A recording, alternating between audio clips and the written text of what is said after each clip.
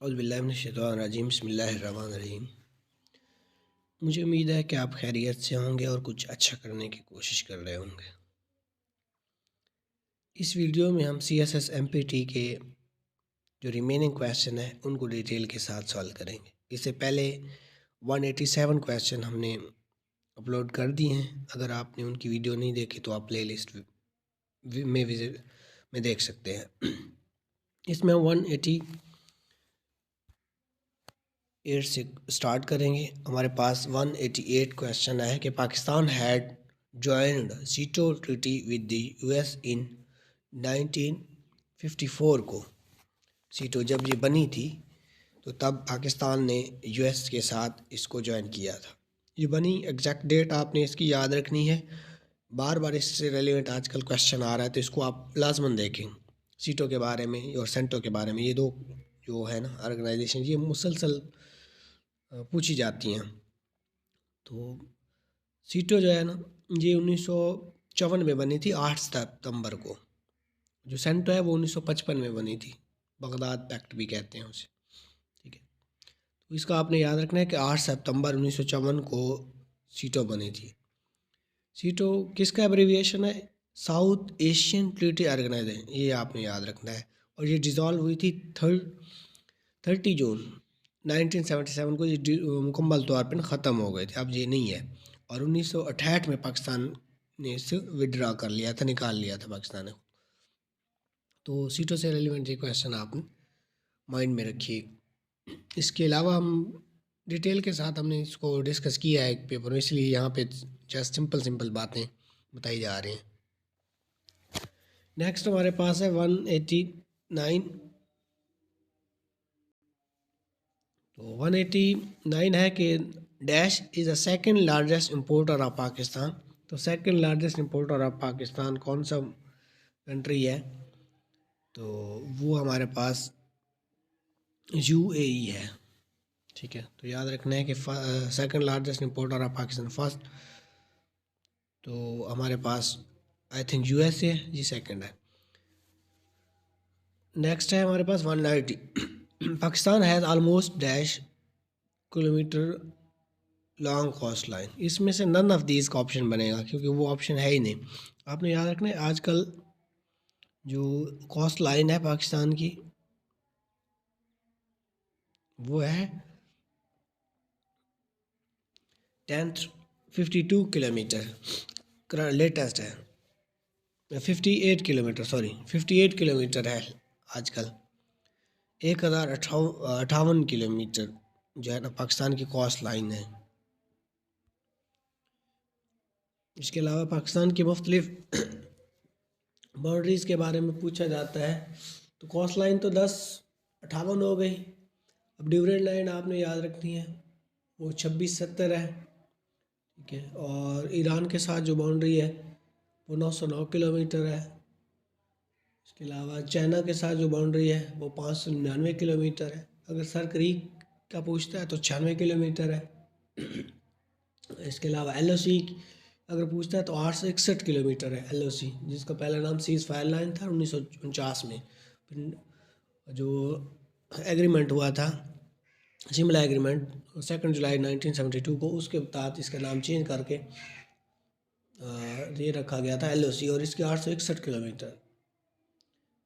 इसके अलावा red Cliff line जो है ओरिजिनल लाइन अगर पूछता है तो वो 2100 किलोमीटर है। ठीक है, तो ये आपने याद रखनी है बाउंड्रीज पाकिस्तान की। नेक्स्ट 191 क्वेश्चन है हमारे पास। Dash had sign Pakistan boundary agreement with China. तो 1963 में पाकिस्तान और चाइना के दौरान बाउंड्री एग्रीमेंट 2 मार्च 1963 में बाउंड्री एग्रीमेंट हुआ था चाइना और पाकिस्तान के दरमियान। ठीक है, तो ये आपने याद रखना है। और इसकी जो बाउंड्री लेंथ है वो मैंने बता दी, 599 किलोमीटर। ठीक है, उस टाइम ये जुल्फ़िकार अली भुट्टो फॉरेन मिनिस्टर थे, गवर्नमेंट अयूब खान की थी। नेक्स्ट हमारे पास कि Pakistan national security policy was approved in. Pakistan की जो नेशनल पॉलिसी है फर्स्ट टाइम अप्रूव्ड हुई थी इमरान खान के दौर में, उस टाइम पीएम इमरान खान थे 14 जनवरी 2022 में। ये एग्जैक्ट डेट पूछता है तो 14 जनवरी 2022 है। इमरान खान उस टाइम पीएम थे, क्योंकि इमरान खान को फिर अप्रैल में उन्होंने नो कॉन्फिडेंस मूवमेंट के तहत हटा दिया था। ठीक हो गया। फिर नेक्स्ट हमारे पास Kerry Lugar bill was for Pakistan passed in. Kerry Lugar bill जो है ना पास हुआ था 2009 में। एग्जैक्ट डेट पूछता है तो 15 अक्टूबर 2029 उसमें हुआ था। इसमें अमेरिका ने पाकिस्तान को $1.5 बिलियन पर ईयर देना थे एज नॉन मिलिट्री एड के तौर पे 2010 से 2014 तक। ठीक है, 2010 से 2014 तक $1.5 मिलियन पर ईयर अमेरिका ने पाकिस्तान को देने थे। फिर हमारे पास है जी 194 है। The Indus water treaty of 1960 was brokered for negotiation by world bank ने ये ट्रीटी करवाई थी 19 सितंबर 1960 में। एग्जैक्ट डेट है। इसमें 3 दरिया पाकिस्तान के हिस्से में आए थे, जबकि 3 दरिया इंडिया के हिस्से में आए थे। पाकिस्तान के हिस्से में आए थे सिंध, झेलम और चनाब। बाकी जो 3 दरिया हैं सतलज, रावी, ब्यास, ये इंडिया के हिस्से में आए थे। उसके अलावा यहाँ पे चूँकि वर्ल्ड बैंक की बात की गई है तो वर्ल्ड बैंक के हवाले से आपने याद रखना है ये कब बना था, तो इसको भी आपने याद रखना है। वर्ल्ड बैंक से मुतल्लिक ना बहुत से सवाल पूछे जाते हैं कि ये कब बना था, तो आपने याद रखना है कि ये 1944 में बना था ब्रेटन वुड एग्रीमेंट के तहत। सवाल ये भी आता है ब्रेटन वुड एग्रीमेंट के तहत बना था। ठीक है, इसका जो पहला नाम था वो इंटरनेशनल बैंक, जो ऑफिशियल नेम है इसका ऑफिशियल नेम है international bank for reconstruction and development. इसको IBRIB कहते हैं। इसका हेडक्वार्टर आपने याद रखना है वाशिंगटन DC में है। मेंबर 189 है। पाकिस्तान ने 11 जुलाई 1950 में, ये सवाल बड़ा मशहूर है कि पाकिस्तान ने कब ज्वाइन किया था, तो 11 जुलाई 1950 में ज्वाइन किया था। इसके जो डायरेक्टर है इन पाकिस्तान में उसमें है नाजे बेन हासनी, इस तरह का कुछ नाम है। और जो करंट वर्ल्ड बैंक का जो हेड है वो है NJ भंगा। ये भी लेटेस्ट पेपर में पूछा गया है। ठीक है, और ये 2 जून 2023 में बना है। तो ये सारे सवाल आपने वर्ल्ड बैंक के हवाले से याद रखने, कब बना, क्या नाम था, कहाँ हेडक्वार्टर है। इसके अलावा यहाँ पे IMF की बात की गई तो IMF को भी याद रखना। ये भी ब्रेटन वुड एग्रीमेंट के तहत बना था जुलाई 1944 में। इसके जो है मेंबर हैं वो 190 हैं, जबकि वर्ल्ड बैंक के 189 है। इसका हेडक्वार्टर भी वाशिंगटन DC में है। पाकिस्तान ने इसको भी 1950 11 जुलाई को ज्वाइन किया था। इसकी जो चेयरमैन है, ठीक है, वो क्रिस्टलीना जॉर्जिया है, जो कि अक्टूबर 1 से 2019 को बनी थी। ठीक है, तो नेक्स्ट हमारे पास है एशियन डेवलपमेंट बैंक के बारे में आपने याद रखना है कि एशियन डेवलपमेंट बैंक ये कब बना था। तो एशियन डेवलपमेंट बैंक और जो है दूसरा एशियन इंफ्रास्ट्रक्चर इन्वेस्टमेंट बैंक, ये 2 मुख्तलिफ बैंक हैं। जो एशियन डेवलपमेंट बैंक है वो 19 दिसंबर 1966 को बना था। उसके 68 मेंबर हैं। उसका हेडक्वार्टर मनीला में है। ठीक है, और इसका पर्पस क्या था कि envisions a prosperous, inclusive, resilient and sustainable Asia and Pacific while sustaining its effort to eradicate extreme poverty in the region. यानी जो रीजन है उसमें एक्सट्रीम जो पॉवर्टी है उसको ख़त्म करना था। ठीक है, और सस्टेन रखना था इकॉनमी को। तो ये उसका पर्पस था एशियन डेवलपमेंट बैंक का। जबकि एशियन इंफ्रास्ट्रक्चर इन्वेस्टमेंट बैंक आजकल ये पूछा जा रहा है, ये 16 जून 2016 को बना था और इसके मेंबर 109 है, जबकि उसके मेंबर 68 है। ठीक है, इसका जो लार्जेस्ट शेयर होल्डर पूछे तो वो चाइना है। 26.61% शेयर है चाइना का। तो ये सारे उसको याद रखना है कि एशियन डेवलपमेंट बैंक क्या है, जबकि एशियन इंफ्रास्ट्रक्चर बैंक, ये 2 मुख्तलिफ बैंक है। नेक्स्ट 195 है हमारे पास। The CASA 100 project will export electricity from Tajikistan and Kyrgyzstan to Pakistan. तो ये किर्गिस्तान और ताजिकिस्तान से जो कासा प्रोजेक्ट है ये पाकिस्तान बिजली एक्सपोर्ट करेगा। नेक्स्ट है 196 और इसके हवाले से उज़्बेकिस्तान के हवाले से कजाकिस्तान में या उज़्बेकिस्तान में रिसेंटली आपने याद रखना है इसकी वो SCO कॉन्फ्रेंस भी हुई है, ठीक है। तो वो कहाँ पे हुई है ये सवाल आ सकता है कि SCO जो कॉन्फ्रेंस है वो 2023 में तो इंडिया में हुई थी, जबकि 2022 में ना कजाकिस्तान में हुई है, ठीक है। ये भी आपने याद रखना है। अच्छा, यहाँ पे 196 है कि article dash of Pakistan constitution ways that Islam should be the state religion. जो इस्लाम है ना वो स्टेट रिलीजन होना चाहिए, ठीक है। ये आप किस आर्टिकल के तहत कहा गया? ये आर्टिकल 2 के तहत कहा गया है, जबकि आर्टिकल 1 में ना टेरिटरी की बात की गई है कि पाकिस्तान की बाउंड्री की बात की गई है कि पाकिस्तान की कितनी बाउंड्री है, ठीक है, उसके बारे में बात की गई है, ठीक है। और आर्टिकल 3 जो है ना वो एक्सप्लॉयटेशंस को ख़त्मे इस्तेहसाल जो होता है, ठीक है, उसके ख़ात्मे से रेलिवेंट है। और यहाँ पे तीनों के बारे में बात हो गई कि फर्स्ट टेरिटरी के बारे में, सेकंड स्टेट ऑफ इस्लाम, तीसरा एक्सप्लॉयटेशन के बारे में। फिर 197 है कि upon Pakistan proposal declared as international day to combat Islamophobia. Islamophobia के कम्बैट का मतलब मुकाबला करना, ठीक है। तो इंटरनेशनल डे कब मनाया जाता है इस्लामफोबिया को कम्बैट करने के लिए? 15 मार्च। ये उस टाइम जब मस्जिद में और चर्च में ये लोगों का कत्ल हुआ तब से ये मनाया गया है, ठीक है। और ये कब से मनाया जा रहा है? ये 2021 से इस्लामफोबिया टू कम्बैट इस्लामफोबिया मनाया जा रहा है, ठीक है। जो इस्लाम फोबिया को टू कम्बैट इस्लामफोबिया यानी इस्लाम पर लगाए जाने वाले इल्ज़ामात बात के ख़िलाफ़ ये मनाया जाता है कि जैसे वो कहते हैं कि इस्लाम एक टेररिज्म का मज़हब है, दहशतगर्दी का मज़हब है। तो इस हवाले से कि मुसलमान तशद्दुद पसंद होते हैं इस तरह, उनके ख़िलाफ़ मतलब कम्बैट करने के लिए ये दिन मनाया जाता है। फिर 198 है कि fourth prime minister of Pakistan Chaudhry Mohammad Ali. आपने इसके प्राइम मिनिस्टर चंद जो है मशहूर थे उनमें याद रखने। First prime minister Liaquat Ali Khan जो कि 15 अगस्त 1947 को बने थे और 16/10/1951 को यानी 16 अक्टूबर 1951 को उनकी डेथ हुई थी। 15 अगस्त को बने थे। फिर उसके बाद सेकंड नंबर पे ख्वाजा नाज़मुद्दीन प्राइम मिनिस्टर बने थे जो कि 17 अक्टूबर से बने थे और 17 अप्रैल तक 1953 तक 1951 से 1953 तक वो रहे।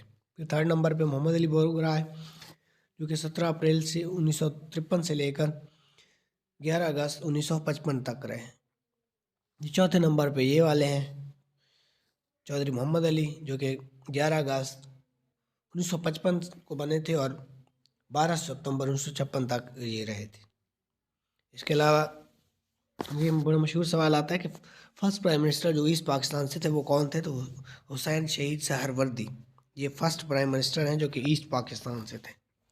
Shortest period as a prime minister अगर पूछते हैं तो नूरुल अमीन है, वो 13 दिन के लिए बने थे, 7 दिसंबर से 20 दिसंबर 1971 तक ये प्राइम मिनिस्टर है। इमरान खान का पीरियड पूछते हैं तो इमरान खान बने थे अगस्त 2018 में और अप्रैल 2022 में नो कॉन्फिडेंस मूवमेंट के तहत आपको डिसमिस कर दिया गया था, हटा दिया गया था।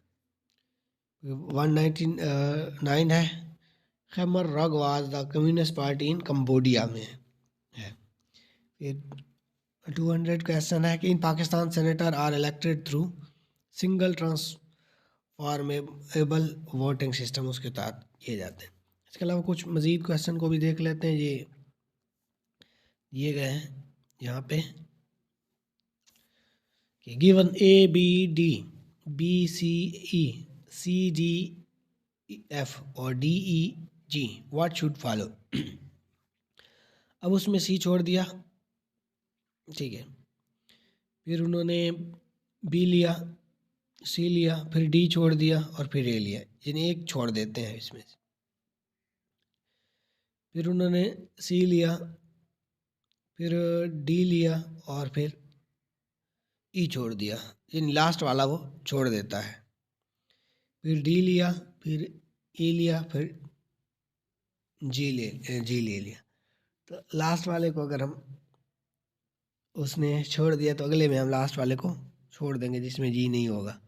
तो पहले में G है तो G नहीं लिखेंगे और I आगे आ जाता है, इसलिए यहाँ पे G आ जाए।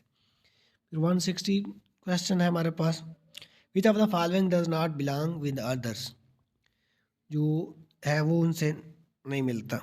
अब इंच हो गया, फीट हो गया और सेंटीमीटर, ये लेंथ है, जबकि टन हमारे पास वेट का जो यूनिट है, ये इस हवाले से डिफरेंट है। फिर 117 है कि each of the 4 persons can cross the bridge in different times, namely 3, 7, 13 and 17 minutes, यानी ये मुख्तलिफ मिनटों में respectively only 2 people can cross at a time. तो एट अ टाइम 2 बंदे क्रॉस कर सकते हैं। What is the minimum time in which all 4 can cross the bridge? तो 20 मिनट्स। इनको आप वो कर लें तो ये 20 मिनट्स निकलते हैं हमारे पास, ठीक है, एवरेज उन्होंने निकाला है। फिर 118 है कि astonish is to astounded as elegant is to graceful. Astonish का मतलब भी हैरान होता है, अस्टॉन्डेड का मतलब भी हैरान होना के मानी होता है, एलिगेंट का मतलब भी यहाँ पे ग्रेसफुल नहीं आएगा, गोर्जियस आएगा, एलिगेंट गोर्जियस, ये भी ऑप्शन गलत है। फिर 119 है क्वेश्चन कि डिप्रेस्ड इज टू इलेटेड, ठीक है, इलेटेड का मतलब खुश होना और submissive is to resistant. Elated का मतलब होता है जी परेशान नहीं है, खुश है, जबकि डिप्रेस्ड, ये अपोजिट हैं दोनों एक दूसरे के। 120 है two trains each of the length of 150 metre are running in opposite direction with the same speed, यानी अपोजिट डायरेक्शन में सेम स्पीड से मूव कर रहे हैं। If they cross each other in 15 second, what is the speed of each train in kilometre? 36। फिर 121 है कि A, B and C are competing in a 100 meter race. A beats by 10 minutes and C by 16 minutes, यानी A beats कर देता है 10 B को 10 minute से, जबकि C कर देता है A को 16 in a race of 225 metre, B will beat C 15 minutes. Next हमारे पास 122 है कि Rehan is older than Ayan. Rehan क्या है? अयान से बड़ा है। Farhan is older than Rehan, तो फरहान अयान से बड़ा है। Ayan is older than Farhan, ठीक है, और अयान किसे? फरहान से बड़ा है। If two statements are true then the third statement is false, तीसरी भी गलत है, क्योंकि उस कहता है कि Rehan is older than Ayan, Rehan है वो अयान से बड़ा है। दूसरे नंबर पे वो कहता है कि जो फरहान है वो रेहान से बड़ा है, ठीक है। रेहान पहले छोटा है, क्या है? अयान है, फिर रेहान है, फिर फरहान है। अच्छा, Ayan is older than Farhan, तो क्योंकि रेहान से अयान छोटा है तो फिर फरहान से भी छोटा होना चाहिए, तो बी ऑप्शन आप गलत बनता है। फिर 123 है कि in a competitive exam each correct answer gets 3 points, यानी एक कम्पिटिटिव एग्ज़ाम है, उसमें हर क्वेश्चन के 3 नंबर हैं, and each wrong answer gets 1 point. Dedicated student score 220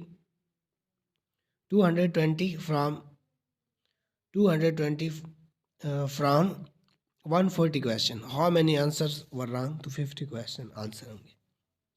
अच्छा, what is the next in series? तो उसमें क्या करता है, 7 फिर है 10 है, फिर 8 है, फिर 11 है, फिर 9 है, फिर 12 है। इसमें वो कर रहा है तरतीब से, 7 एक एक हिस्सा छोड़ के। 7 में एक जमा करो 8, 8 में एक जमा करो 9 और 9 में एक जमा करो 10 आता है। तो यहाँ पे ये ऑप्शन थी। फिर 125 है कि what is the next term in series. तो इसमें सीरीज़ में देखें उसने क्या किया है, बी को छोड़ दिया है, इसीलिए फिर 2 छोड़े हैं, डी और ई छोड़े हैं और फिर जी। फिर अगले में हम 3 छोड़ेंगे तो आपके पास ये वाला बन जाएगा।